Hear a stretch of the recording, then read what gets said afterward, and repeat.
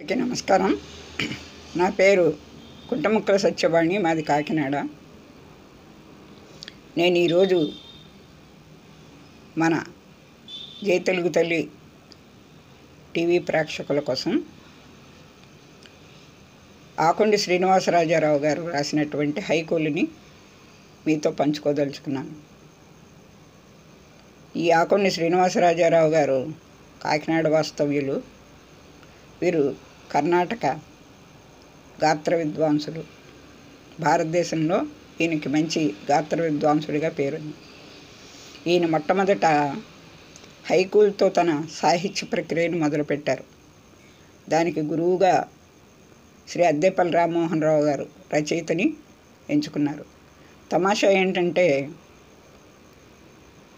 శ్రీనివాసరాజారావు గారు అద్దేపల్లి రామ్మోహన్ రావు గారిని గురువుగా ఎంచుకుంటే,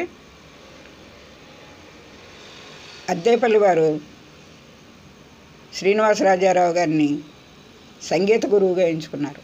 ఇది ఒక అద్భుతమైనటువంటి విషయం. ఇక్కడ హైకూల్లోకి వస్తే చిన్న చిన్న పదాలతో 3 వరుసలు పదాలతో ఒక సాహిత్య ప్రక్రియను అద్భుతంగా తీర్చిదిద్దడం. ఇప్పుడు హైకూల్లోకి వెళ్దాం. అంబరాన్ని తాకాలని యత్నించిన కెరటం ఆవిరై దాన్ని సాధించింది. అంబరాన్ని తాకాలని యత్నించిన కెరటం ఆవిరై దాన్ని సాధించింది.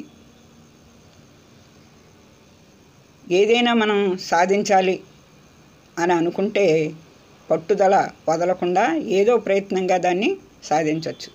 ఇది ఈ హైకు మనకు చెప్తుంది.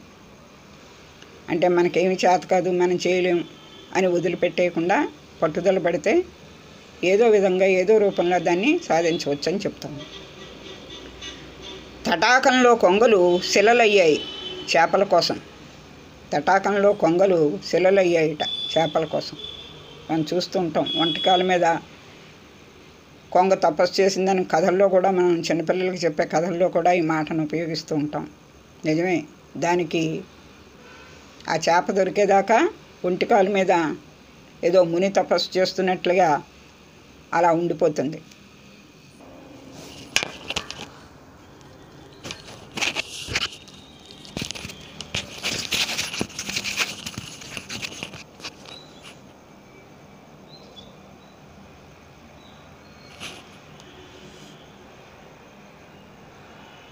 నది ఆకాశం సాగి సాగి సముద్రంలోనే కలిసాయి. నది ఆకాశం సాగి సాగి సముద్రంలోనే కలిసాయి. ఇది మనం ఏదో ఒక సినిమా పాట వింటూ ఉంటాం. చినుకులా రాలి నదులుగా సాగి అని ఒక పాట, అద్భుతమైన పాట వింటుంటాం. అంత 3-4 చరణాల పాటని ఈయన 3 పంక్తుల్లో చెప్పేశారు. ఇది హైకు యొక్క గొప్పతనం. నది ఆకాశం సాగి సాగి సముద్రంలోనే కలిసాయి. చినుకు తంత్రుల్ని పొడమి మీటినప్పుడు వర్ష సంగీతం. చినుకు తంత్రుల్ని పొడమి మీటినప్పుడు వర్ష సంగీతం. ఆ చినుకులు నేల మీద రాలినప్పుడు వచ్చేటటువంటి శబ్దాన్ని ఈయన వర్ష సంగీతం, ఆయన పుస్తకానికే వర్ష సంగీతం అని పేరు పెట్టుకున్నారు. వేణువు ఊపిరి నుంచి జీవం పోసుకుని రాగాల శరీరంలో, వేణువు ఊపిరి నుంచి జీవం పోసుకుని రాగాల శరీరంతో, మన ఊపిరిలో రాగాలు ఉన్నాయి. అది ఎలాగో సన్నాయి వాయించినటప్పుడు, సన్నాయి విన్నప్పుడు, వేణువు విన్నప్పుడు, ఇలాంటి నోటితో ఉపయోగించేటటువంటి పరికరాలని మనం విన్నప్పుడు, చూసినప్పుడు ఈ హైకు మనకి గుర్తుకొస్తుందన్నమాట. శిశిరంలో బూరుగు చెట్టుకు కాయలే ఆకులు. నిజమే. కొన్ని చెట్లు బహుశా తొరాయి చెట్టు అనుకుంటాను. ఈ శిశిరంలో దాని ఆకులే పూలుగా ఎర్రగా, మోదుగు చెట్టు ఏదో చాలా బాగా కనిపిస్తుంది అన్నమాట. బ్రహ్మచముడు పూసింది, కఠిన హృదయంలో దయ విరిసింది. ఎంత కఠిన హృదయం అయినప్పటికీ కూడా ఆ హృదయంలో ఏదో మూల దయ ఉంటుంది అన్నది ఈ బ్రహ్మచముడి మొక్కను చూస్తే మనకి తెలుస్తుంది. ఎందుకంటే అంత ముళ్ళ మొక్క కూడా చక్కని లేత పసుపు పచ్చతో కలువ పువ్వులాంటి పూలను వికసిస్తుంది. అది చాలా అద్భుతంగా అనిపిస్తుంది. ఇలాంటి ఊహలు కవులకే వస్తాయి. మామూలుగా మనం మామూలు దృష్టితో చూసే వాళ్ళకి అదేమీ కనపడదు, వింతగా కనపడదు. కానీ కవులకి అలా కనిపిస్తాయి. మబ్బుల కెమెరాలు మెరుపు ఫ్లాషులను వెలిగించి పుడమికి ఫోటోలు తీస్తూ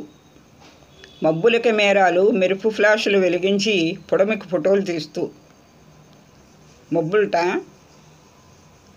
ఆ మబ్బుల్ని కెమెరా ఫ్లాష్ లాగా ఊహించాడు రచయిత. అవి నేలకు ఫోటోలు తీస్తున్నాయట. ఎంత మంచి ఊహో చూడండి. వేసవి తాపాన్ని తీర్చే సజీవ ఎయిర్ కూలర్లు, రోడ్డు పక్కన చెట్లు. ఎండలో నడిచి వచ్చినప్పుడు ఒక చెట్టు కింద ఆ నీడలో ఉంటే కలిగేటటువంటి హాయిని రచయిత తెలియజేశాడు. కానీ ఇప్పుడు బాట పక్కన చెట్లే కనపడటం లేదు. పెన్సిల్ అరిగిపోతూ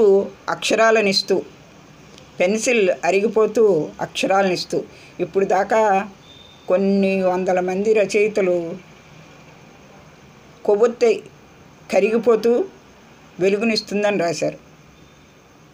కానీ ఈయన తన హైకూలో పెన్సిల్ని కొవ్వొత్తితో పోల్చుతూ అరిగిపోతూ అక్షరాలనిస్తూ మనకి అది అరిగిపోతుందట. మట్టి పొరల అడ్డంకుల్ని ఛేదిస్తూ మొలకెత్తింది విత్తనం సందేశమిస్తూ. ఎంత కష్టమైనా, ఎంత అసాధ్యం అనుకున్న పనైనా మనం సాధించినప్పుడు, ఎంత అణగదొక్కినా మనం పైకి లేవగలము అనేటటువంటిది ఈ సందేశం ఇస్తూ రచయిత ఈ హైకూని రాశారు.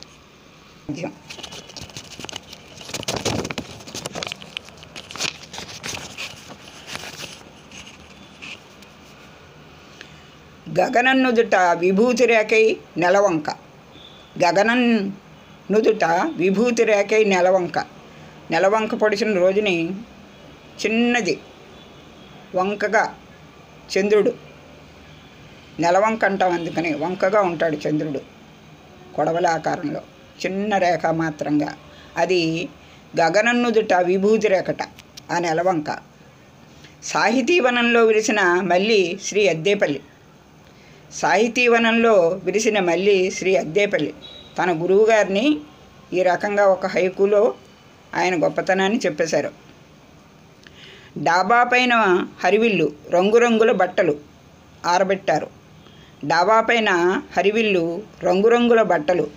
ఆరబెట్టారు. నిజమే, తాడు మీద రంగురంగుల బట్టలను చూసినప్పుడు మనకి అలాగే తోస్తుంది. హరివిల్లు రంగుల్లాగా కనపడతాయి మనకు అవి. పచ్చని చెట్టుకు పూసిన నల్లని పూలు కాకుల్ని ఇప్పటిదాకా పూలతో పోల్చిన కవి బహుశా ఎవరు ఉండరు, మన రాజారావు గారు తప్ప.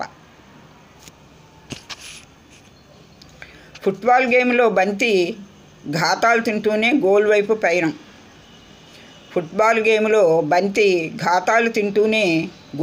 పయనం. ఇది కూడా మంచి సందేశాత్మకమైనదే. ఏదైనా చిన్న దెబ్బ తగిలిందను, లేదా ఎవరో ఏదో అన్నారను ఆ మొదలుపెట్టిన పనిని మనం వదిలిపెట్టేస్తాం. అలా కాకుండా ఇది ఎన్నిసార్లు తన్నినా ఆ బంతి గోలు వైపుకే ప్రయాణం చేస్తుందట. నేల రాలి మట్టిలో చేరిన ఆకుల్ని ఓదార్చుతూ వేళ్ళు ఎక్కడ పడతాయి? రాలిపోయిన ఆలిపోయిన ఆకులు మళ్ళీ ఆ చెట్టు మొదల్లోనే పడతాయి కదా. అలా పడినప్పుడు ఆ వేళ్ళు వాటిని ఓదారుస్తాయిట. రోడ్డు కాన్వాస్పై చిత్రాలకు రాలిన కాసులే అవార్డులు. మనం చూస్తూ ఉంటాం కొంతమంది రోడ్డు మీద ఎంత అద్భుతమైన చిత్రాలు ఆవిష్కరిస్తూ ఉంటారు. వాళ్ళకి అవార్డులు ఇచ్చేవాళ్ళు, రివార్డులు ఇచ్చేవాళ్ళు ఎవరూ లేరు. మనం రాల్చిన కాసులే వాళ్ళకి అవార్డులు, రివార్డులు. అలాంటి కళాకారుల గురించి మనం ఆలోచించాలి. నిప్పు లేకుండానే పొగలు మంచుగడ్డపై. నిజమే, చూడడానికి చల్లగా ఉన్నటువంటి మంచుగడ్డ తాకితే చెయ్యి కొయ్యబారిపోయి అంత చల్లగా ఉన్నటువంటి మంచుగడ్డ సెగలు పొగలు విడుస్తుంది. నిశ్శబ్దం శబ్దవాక్యం చివర ఉంచినటువంటి ఫుల్ స్టాప్. నిశ్శబ్దం శబ్దవాక్యం చివర ఉంచినటువంటి ఫుల్ స్టాప్ గురించి. చెట్టు తర్ర ఆకులు తొడిగింది చిలకలతో. ఎంత మంచి ఊహ! చెట్టు తర్ర ఆకులు తొడిగింది చిలకలతో. గోరింకలు ముత్తైదువులు కాళ్ళకి ముఖానికి ఎప్పుడూ పసుపు రాసుకుని ఉంటాయి. గోరింకలు ముత్తైదువులట, అవి ఎప్పుడూ ముఖానికి కాళ్ళకి పసుపు రాసుకుని ఉంటాయట. ఎవరమైనా ఊహించగలమా ఇలా?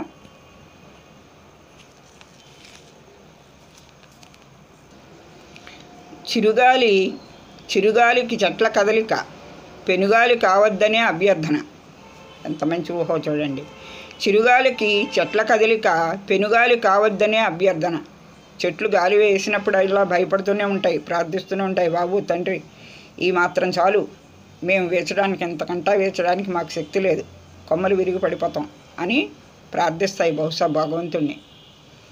తడికాళ్ళతో అడుగులు వేస్తూ పాప మురిసిపోతుంది. తడికాళ్ళతో అడుగులు వేస్తూ పాప మురిసిపోతోంది, నాకెన్ని పాదాలున్నాయో అని.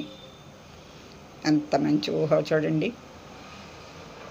తను తడికాళ్ళతో నడిచొస్తూ వెనకాల పడిన పాదముద్రలను చూసుకుని అబ్బో నాకెన్ని పాదాలున్నాయో అనుకుంటోందట పాప. మొలకలు చినుకుకు పులకరించిన పొడమి రోమాలు. మొలకలు చినుకుకు పులకరించిన పొడమి రోమాలట మొలకలు. సాగర తీరంలో మరో సముద్రఘోష, పిల్లల కేరింతలు.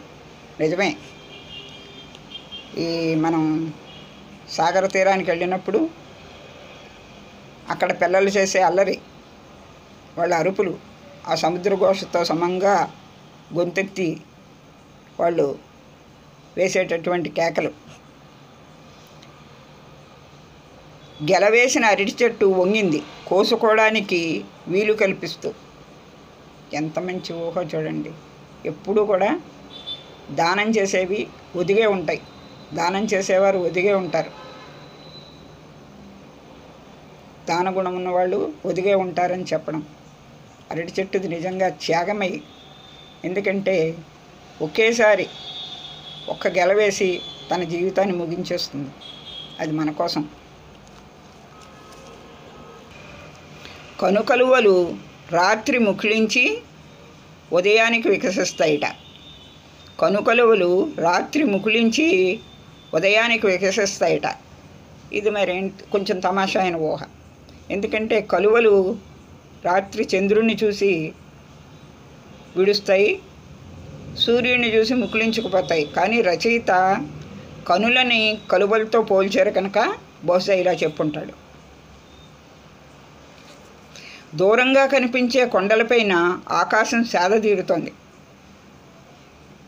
మనం చూస్తే పరీక్షగా చూస్తే కొండల మీద దిగిందా ఆకాశం అని అనిపిస్తుంది కదా, రచయిత అందుకని అలా చెప్పాడు. పొడమి చీకటి సముద్రాన్ని చిలికితే వచ్చే వెన్న చంద్రుడు. వెన్నముద్ద చంద్రుడుట. పొడమి చీకటి సముద్రాన్ని చిలికితే వచ్చే వెన్న చంద్రుడు. రాత్రి పాడిన మౌనరాగాన్ని నది కొనసాగిస్తోంది. నది ఎప్పుడూ ఒకలాగే, తన గలగలల ధ్వని, అలల ధ్వని ఎప్పుడూ ఒకలాగే ఉంటుంది. మనిషిలా నిమిషానికి ఒక మాట, నిమిషానికి ఒక రాగం, నిమిషానికి ఒక పాట మార్చి మార్చి పాడదు. ఎప్పుడూ ఒకే రాగం, అలల సవ్వడి. తొర్ర పక్షుల కోసం తెరచిన చెట్టు హృదయం. తొర్ర పక్షుల కోసం తెరిచిన చెట్టు హృదయం. చెట్టుకున్నటువంటి తొర్ర రండి నాలో నివాసం ఏర్పరచుకోండి అని దాని హృదయాన్ని తెరుచుతుందట. చెట్టుది ఏ విధంగా ఏ కవి చెప్పినా ఎవరు చెప్పినా చెట్టు గురించి వేరే చెడ్డగా చెప్పడానికి ఏమీ ఉండదు. చెట్టులో ప్రతి భాగం గురించి కూడా దాని త్యాగం గురించే చెప్తారు ఎవరు చెప్పినా. ఆకాశం కాన్వాస్పై మోడర్న్ ఆర్ట్ వేస్తూ ఫ్యాక్టరీ పొగ. ఇది కాలుష్యాన్ని గురించి కవితలో చెప్పారు. ఆ ఫ్యాక్టరీ పొగ, ఆ కాలుష్యాన్ని వదిలేటటువంటి ఆ ఫ్యాక్టరీ పొగ కూడా ఒక మోడర్న్ ఆర్ట్ అంటే మనకు అర్థం అనేటువంటి ఒక ఆర్ట్ అలా కనపడుతుందిట. పూల పరిమళాల ప్రయాణం గాలివాడపై నాసిక తీరాలకి. ఎంత మంచి ఊహ చూడండి. పూల పరిమళాల ప్రయాణం గాలివాడపై నాసిక తీరానికి. ఎక్కడికి వెళ్తుంది?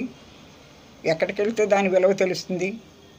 ఒక్క మన నాసికలకి చేరినప్పుడే ఆ పూల యొక్క విలువ మనకి తెలుస్తుంది, గుర్తించగలుగుతాం. కాన్వెంట్ రిక్షాలో పిల్లలు చెట్టు కొమ్మకు వేలాడుతున్న పళ్ళు.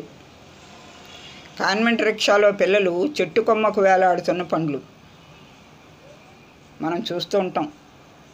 అసలు ఈ తల్లులు ఆ స్కూల్కి వెళ్ళడానికి ఆ రిక్షాని ఎందుకు ఎక్కించారు అని మనకి గుండెలు గుబ్బేలు అనిపిస్తూ ఉంటాయి. ఈ పిల్లలు క్షేమంగా బడిదాకా చేరతారా, బడి నుంచి ఇంటికి క్షేమంగా చేరతారా అని. ఎందుకంటే పట్టవలసిన దానికంటే 2 రెట్లు పిల్లల్ని ఎక్కించుకొని ఆ రిక్షాతను తీసుకెళ్తూ ఉంటాడు. మా జగన్నాథపురం వంతెన మీద చూస్తూ ఉంటాం. పిల్లలు ఆ బరువుకి రిక్షావాడు పైకి ఎత్తలేకపోతుంటే వంతెన మీదకి ఈ పిల్లలు దిగి తోస్తూ ఉంటారు రిక్షాని. వెనకాల కార్లు, బస్సులు, లారీలు, ఆటోలు. మనకి గుండె జలజరించి వస్తుందన్నమాట ఆ దృశ్యాన్ని చూస్తే. మరి ఆ తల్లులు అటువంటి రిక్షాలను ఎందుకు ఎక్కిస్తారో మనకు అర్థం అవ్వదు. కాలపురుషుని హస్తాలు గడియారంలో తిరుగుతున్న ముళ్ళు. మనకి హెచ్చరిస్తున్నాడు కాలపురుషుడు, సమయం గడుస్తోంది, సెకండ్లుగా నిమిషాలుగా మీరు ప్రిపేర్ అవ్వండి అని ఈ హస్తాలు మనకి టిక్ టిక్ టిక్ మని శబ్దం చేస్తూ మనని ప్రతి సెకండ్కి హెచ్చరిస్తూ ఉంటుందన్నమాట. చీకటి శిఖరం నుంచి చూస్తే నేలపైన దీపాలు తారల్లా. ఇది కూడా తమాషా అయిన ఊహ రచయితది. చీకటి శిఖరం మీద నుంచి చూస్తే నేలపైన దీపాలు తారల్లా. మనం కింద నుంచి చూస్తూ ఉంటాం, ఆకాశంలో తారలు దీపాల్లా వెలుగుతున్నాయి, జ్యోతుల్లా వెలుగుతున్నాయి, మినుకుమంటూను. కానీ శిఖరం మీద నుంచి చూస్తే నేల మీద మనం వెలిగించుకున్న దీపాలు కూడా అలాగే నక్షత్రాల్లా కనిపిస్తాయట. ఘాటు రోడ్డుపై బస్సు ప్రయాణం, అలలపై పడవ ప్రయాణం, ఈ 2 ప్రమాదకరమైనవే. ఘాటు రోడ్డు మీద బస్సు ప్రయాణం, అలలపై పడవ ప్రయాణం, ఈ 2 కూడా చాలా సాహసంతో చేయాల్సినవే. ఓట్ల జాతర అయ్యింది, ఇక బలి తరువాయి. అవును, ఓట్ల జాతర అయ్యింది, ఇంకా బలి తరువాయి. 5 ఏళ్ల దాకా ఈ ఓటరు ఏ విధంగా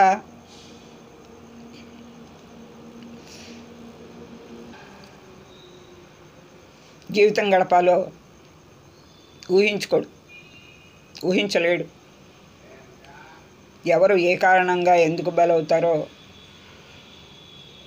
ఏమేమి కోల్పోతారో ఆ ఓటర్కి ఆ ఓటు వేసే సమయంలో తెలియదు. ఆ తర్వాత 5 ఏళ్ళు ఆ నాయకుల ప్రతాపాన్ని చూడాలి. ఎండావాన కలిసి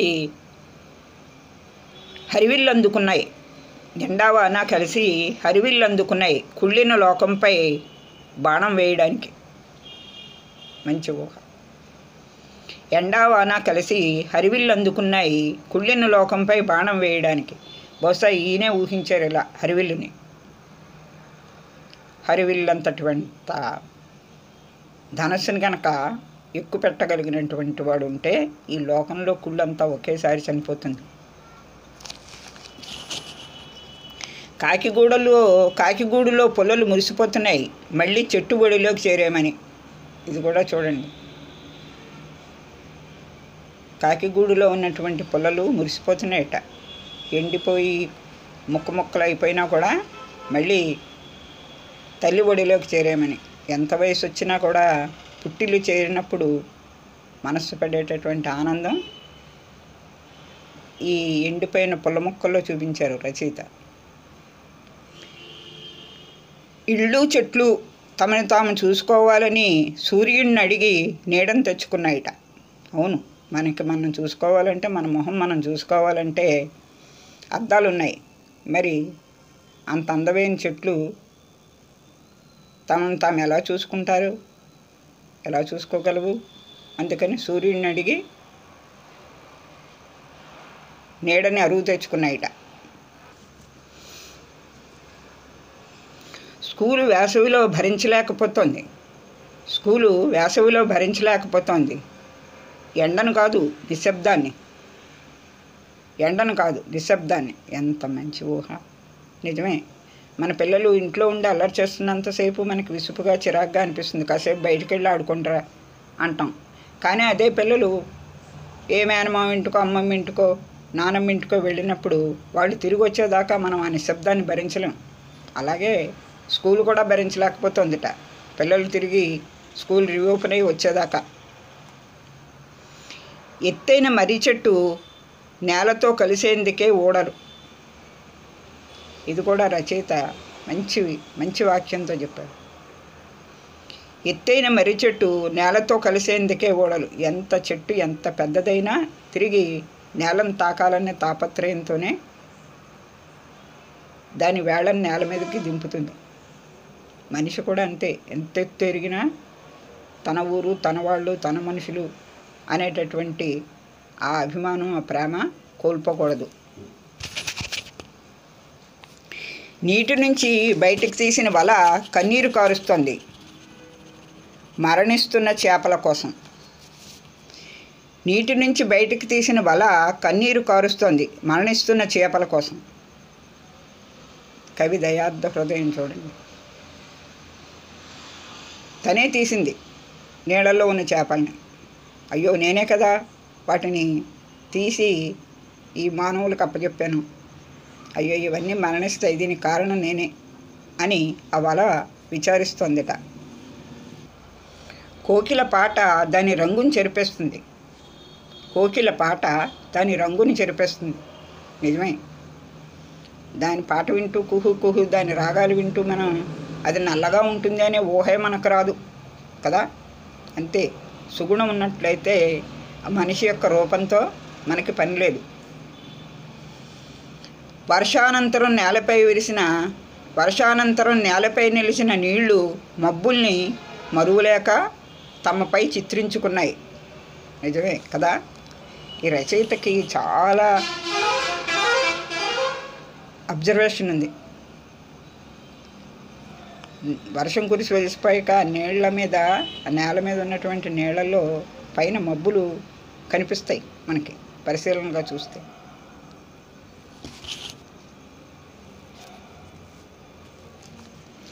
ఉలిదెబ్బ తినకుండానే రూపాన్ని పొందుతూ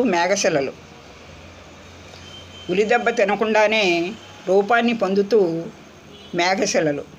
మేఘాలు మన ఊహ ఎలా ఉంటుందో మేఘాలు అలా కనిపిస్తాయి మనకి. మనుషుల్లాగా, జంతువుల్లాగా, పక్షుల్లాగా, పశువుల్లాగా ఎన్నో రకాలుగా మనం ఊహను బట్టి, మన ఊహాశక్తి పట్టి ఆ మేఘాలు కనిపిస్తూ ఉంటాయి.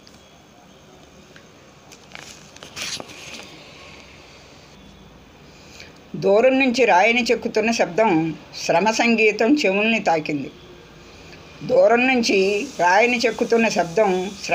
చెవుల్ని తాకింది.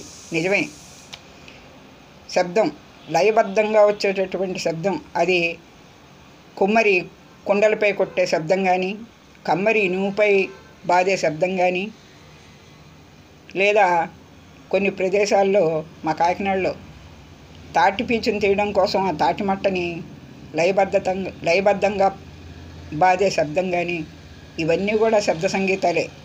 అలాగే దూరం నుంచి రాయిని చెక్కుతున్న శబ్దం శ్రమ సంగీతం చెవుల్ని తాకింది. మహాబలిపురం అనే ఊరు వెళ్ళినప్పుడు మనకు ఆశ్చర్యం వేస్తుంది. ఆ ఊరు మొత్తం ఎటు చూసినా తెల్లవారింది మొదలు రాత్రి దాకా ఆ ఉలి చెక్కిన శబ్దం, ఆ ఆ రాతిని చెక్కిన శబ్దం మనకు వినిపిస్తూ ఉంటుంది. పిల్లల నుంచి వయోవృద్ధుల దాకా అందరూ అదే పని, ఆ రాతిని బొమ్మలుగా చెక్కడం చేస్తూ ఉంటారు. ఇటుపక్క చూసిన ఊరు మొత్తం ఉలి శబ్దమే వినిపిస్తూ ఉంటుంది మనకి. పడమటి కొండల్లోంచి సూర్యుడు నదిలో కొట్టుకుపోయి తూర్పు సముద్రంలో తేలేట. పడమటి కొండల్లో సూర్యుడు నదిలో కొట్టుకుపోయి తూర్పు సముద్రంలో తేలాడట.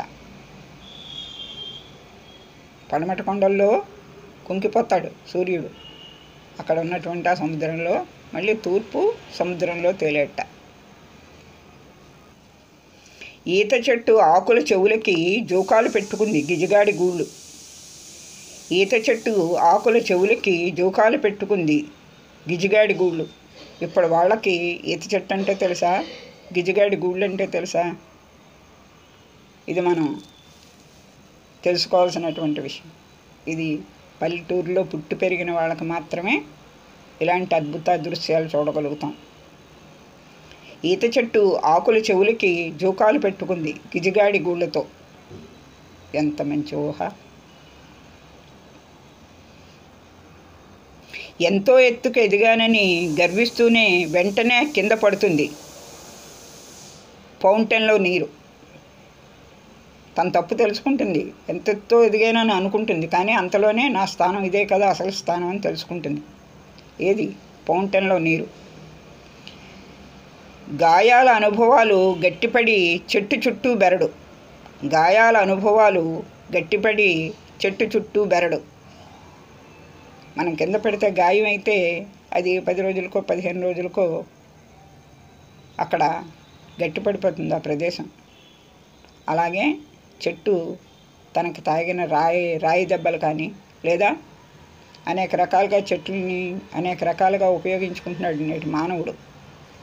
ఆ గాయం చేసినప్పుడు మళ్ళీ కొన్ని రోజులకి ఆ బెరడు అక్కడ ఏర్పడుతుంది. నేల మబ్బులి కౌగిలి కోసం కొండగా ఎదిగిందట. మబ్బుల్ని కౌగిలించుకోవాలని నేల కొండగా ఎదిగిందట. నృత్యం మొదలయ్యేది తెర తీసాక వాన నృత్యం మబ్బులు తెర మూసాక. వాన నృత్యం మబ్బులు తెర మూసాక. మామూలుగా స్టేజ్ మీద నృత్యం తెర తీసాక మొదలవుతుంది, కానీ ఇక్కడ మబ్బు తెర మూసాక వాన నృత్యం చేయడం మొదలు పెడుతుందిట. ఏదైనా కవులకే చెల్లుతుంది ఇలాంటి మాటలు. ఆకాశం తనని ఆక్రమిస్తోందని కొలను తనని తామరాకులతో కప్పుకుందిట. ఆకాశం తనని ఆక్రమిస్తోందని కొలను తనని తాను తామరాకులతో కప్పుకుందిట. మనం ఆడపిల్లలు సిగ్గేసినప్పుడు చేతులతో మొహం దాచుకుంటారు. అలాగా ఈ ఆకాశం ఆక్రమిస్తోందని కొలను తామరాకులతో తనని తాను కప్పుకుందట. ఎంత మంచి ఊహ! కరెంటు స్తంభం పూసింది వాలిన పక్షులు. పక్షుల్ని మనం కరెంట్ తీగల మీద పక్షుల్ని చూస్తాం, కానీ వాటిని పూలతో పోల్చాం. ఏదో దర్బార్ తీర్చారు, మీటింగ్ పెట్టుకున్నాయి, ఇలా అనుకుంటూ ఉంటాం. కానీ ఈయన ఈ పక్షుల్ని కూడా పూలతో పోల్చారు. ఆకొండి శ్రీనివాసరాజారావు గారి మరికొన్ని హైకూలు చూద్దాం. పొలం నిండా తెల్లని కొంగలు, కలువలు నేలపైనే విరిశాయి. ఈయన కొంగల్ని రకరకాల భావాలతో వర్ణించారు. ప్రహారీ గోడపై గాజు పెంకులు మెరుస్తున్నాయి, అందమైన కోరలు. ప్రహారీ గోడపై గాజు పెంకులు మెరుస్తున్నాయి, అందమైన కోరలు. వేసవి సూర్యుడు కిరణాల కత్తులతో ఎండిన కొలనును కోస్తున్నాడు. వేసవి సూర్యుడు కిరణాల కత్తులతో ఎండిన కొలనును కోస్తున్నాడు. వేసవిలో మొక్కలకు నీళ్లు పోస్తుంటే ప్రతి మొక్క మౌనంగా నాకే ముందు అంటుందట. వేసవిలో మొక్కలకు నీళ్లు పోస్తుంటే ప్రతి మొక్క మౌనంగా నాకే ముందంటుంది. అందమైన యువతి చేతిలో ఎండిన కొమ్మ, ఆ కొమ్మకి మళ్ళీ వసంతం. అందమైన అమ్మాయి చేత్తో ఏం పట్టుకున్నా, అది ఎండిపోయిన కొమ్మ పట్టుకున్నా దానికి వసంతం వస్తుంది, మళ్ళీ చిగురుస్తుంది అన్నట్లు ఈ కవి ఊహ. వేసవిలో సూర్యుడు చల్లదనం కోసం పాకలోకి దిగి వచ్చాడు. పాక తగలబడుతుంది. వేసవకాలంలో పాకలు తగలబడుతూ ఉండడం మనం చూస్తూ ఉంటాం. సూర్యుడు పాకలో చల్లగా ఉంటుందని దిగి వచ్చాడట, కానీ ఆ పాక తగలబడిందట. చెట్టు నీడ ఆకులు కదులుతున్నాయి, శబ్దం రావడం లేదు. చెట్టు నీడ ఆకులు కదులుతున్నాయి, శబ్దం రావడం లేదు. చెట్టుకున్న ఆకులు కదిలినప్పుడు శబ్దం వస్తుంది, కానీ నీడలో ఆకులు ఎలా శబ్దం వస్తుంది? అదే కవి చమత్కారం. నల్లని గేదెపై తెల్ల కొంగలు వాలాయి, కడవ నిండా వెన్న. నల్లని గేదెపై తెల్లని కొంగలు వాలాయి, కడవ నిండా వెన్న.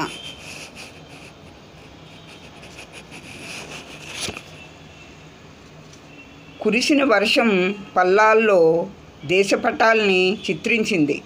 కురిసిన వర్షం పల్లాల్లో దేశపటాన్ని చిత్రించింది. కొండల వరుసలు నేలపైన అలలు. కొండల వరుసలు నేలపైన అలలు. నది నీటిపాయల్ని అల్లుకొని శిఖర శిరస్సుకు జడల. నది నీటిపాయల్ని అల్లుకొని శిఖర శిరస్సుకు జడల. చీకట్లో రైలు ప్రయాణం చెట్ల మధ్యలోంచి మినుకు మినుకుమనే లైట్లు పలకరిస్తున్నాయి. ఏంటవి? చీకట్లో రైలు ప్రయాణం చెట్ల మధ్యలోంచి మినుకు మినుకుమనే లైట్లు పలకరిస్తున్నాయి, మినుగుర్లు. ఎండిన కొలంలో కొద్ది నీరు, మలిసంధ్యాకాంతి ఒకదానితోనొకటి తోడు. ఎండిన కొలంలో కొద్ది నీరు, మలిసంధ్యాకాంతి ఒకదానికొకటి తోడు. పార్కులు నగర యంత్ర వృక్షానికి పూచిన పువ్వులు. పార్కులు నగర యంత్ర వృక్షానికి పూచిన పూలు. కదలలేని వీధి దీపం కాంతి కిరణాలతో పరిసరాల్ని నిమురుతోంది. కదలలేని వీధి దీపం కాంతి కిరణాలతో పరిసరాల్ని నిమురుతోంది. కొండల దగ్గర వేళ్ళు, సముద్రం దగ్గర శాఖలు, గోదావరి నది చెట్టుకి. కొండల దగ్గర వేళ్ళు, సముద్రం దగ్గర శాఖలు, గోదావరి నది చెట్టుకి.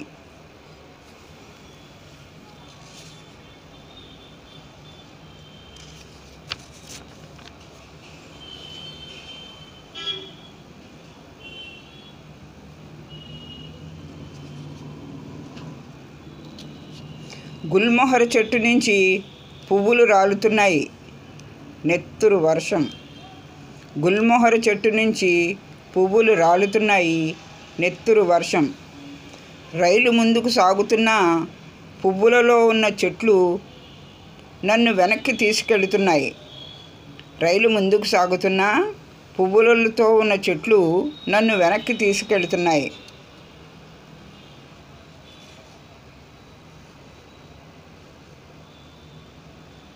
వాన చప్పుడు ఆగింది. చూరు నుంచి జారే నీటి చుక్కలు చేసే శబ్దం.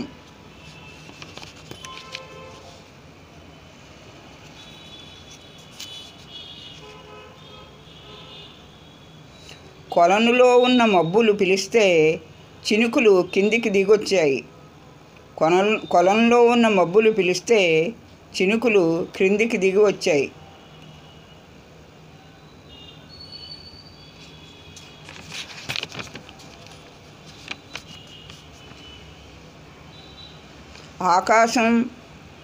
ఆకాశ సముద్రానికి నురుగు తెల్ల మబ్బులు. ఆకాశ సముద్రానికి నురుగు తెల్ల మబ్బులు. ఎండిన చెట్టుపైన పెట్టవాలి చెట్టును గతంలోకి నెట్టింది. ఒకప్పుడు నా మీద ఎన్ని గూళ్ళు కట్టుకున్నాయి అని తన యవ్వనాన్ని ఆ చెట్టు తలుచుకుందిట. ఆ మూడైపోయినటువంటి చెట్టు. పురుగులు మిణుగురుల్లా వెలగాలని దీపం చుట్టూ చేరి కాంతిని ఇమ్మంటున్నాయి. పురుగులు మిణుగుల్లా వెరగాలని దీపం చుట్టూ చేరి కాంతిని ఇమ్మంటున్నాయి.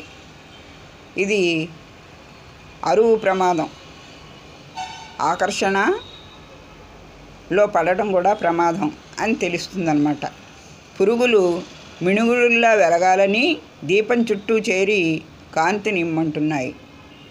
ఇలాగా ఇంకా ఎన్నో హైకూలు ఉన్నాయి, కానీ మనకి సమయం సరిపోదని ఇంతటితో విరమిస్తున్నాను. జై తెలుగు తల్లి టీవీ యాప్ని గూగుల్ ప్లే స్టోర్ నుండి డౌన్లోడ్ చేసుకోండి. యూట్యూబ్లో సబ్స్క్రైబ్ చేసి గంట గుర్తు నొక్కండి.